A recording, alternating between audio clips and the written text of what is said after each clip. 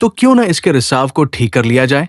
अगर ऐसा हो गया तो वो इस मजबूत नाव से आराम से सफर कर सकता है। ये सोचकर वो वापस नाव के पास गया। सबसे पहले उसने रिसाव को ठीक किया, फिर पाइप और औजारों से एक पंप तैयार किया ताकि पानी बाहर निकाला जा सके। उसने जो पंप बनाया था उसकी मदद से नाव में भरा समुद्र का पानी धीरे धीरे बाहर निकल गया। रिसाव ठीक करने और पानी हटाने के बाद उसने जहाज की बाकी दिक्कतें भी ठीक कर दी।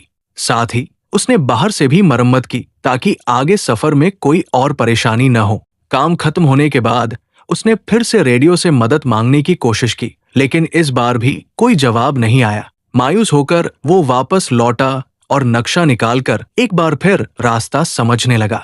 उसने नाव को आगे बढ़ाने की कोशिश की, लेकिन जैसे ही इंजन स्टार्ट किया नाव बिल्कुल नहीं हिली, मानो फिर से उसे धोखा दे रही हो।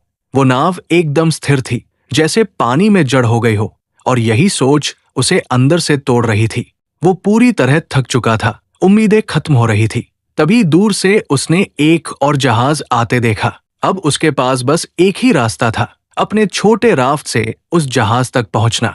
वो तुरंत राफ्ट पर चढ़ा और तेजी से उस जहाज की ओर बढ़ा, लेकिन तभी वो जहाज अचानक हिलने लगा और जॉन की तरफ तेजी से बढ़ने लगा, जैसे किसी ने उसे जानबूझकर उसकी ओर भेजा हो। जॉन ने अपनी रफ्तार बढ़ाई, लेकिन वो विशाल जहाज और भी तेज हो गया, और ठीक इससे पहले कि वो जहाज उसे टकराता, जॉन ने आखिरी कोशिश की और अपने बोट से कूदकर उस दूसरी नाव तक तैरने का फैसला किया जो दूर जाती दिख रही थी।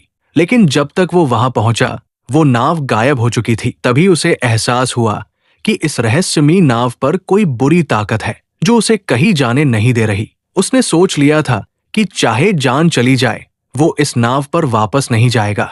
लेकिन शाम तक पानी में तैरते तैरते ठंड बढ़ने लगी। नीचे डॉल्फिन्स तैर रही थी, पर पानी का तापमान बहुत गिर चुका था। ठंड सहन न हो पाने पर मजबूरी में वो फिर उसी नाव पर लौट आया। वो इतना थक और बीमार हो चुका था कि कुछ सोच पाने की हालत में नहीं था। बस चुपचाप एक कंबल ओढ़कर कमरे में सो गया। सुबह जब उसकी आंख खुली तो उसने फिर से इस जहाज से निकलने का फैसला किया, लेकिन अब एक और झटका मिला। कमरे का दरवाजा बंद था। वो घबरा गया और धीरे धीरे मानसिक रूप से टूटने लगा। उसे कुछ समझ नहीं आ रहा था कि आखिर ये सब उसके साथ क्यों हो रहा है। तभी उसकी नजर कमरे में मौजूद एक छोटी सी केबिन पर पड़ी। उसने जैसे ही उसे खोला, ऊपर की ओर एक रास्ता नजर आया, एक वेंटिलेशन जिससे बाहर निकला जा सकता था। वो उस केबिन में घुस गया जो एक तंग स्टोरेज एरिया था। हर बार जब वो स्टोरेज एरिया से ऊपर चढ़ने की कोशिश करता